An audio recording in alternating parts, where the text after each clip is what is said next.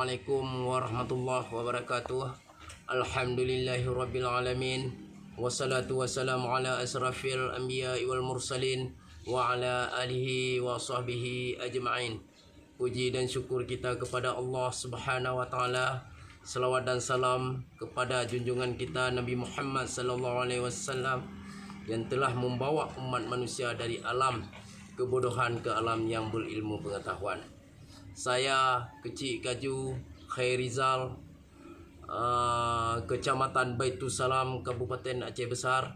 Saya selaku tokoh mengajak kepada seluruh lapisan elemen masyarakat Baitusalam dan sekitarnya bersama-sama untuk menjaga situasi aman, damai dan sejuk serta tidak menyebarkan informasi-informasi hoax, isu sara, radikalisme, terorisme serta mendukung pelantikan presiden yang secara kondusif serta tidak melakukan aksi-aksi yang dapat memecahkan belah persatuan dan kesatuan bangsa dan negara Republik Indonesia.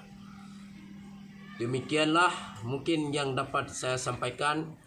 Lebih dan kurang saya mohon maaf. Wabillahi taufiq wal hidayah. Wassalamualaikum warahmatullahi wabarakatuh.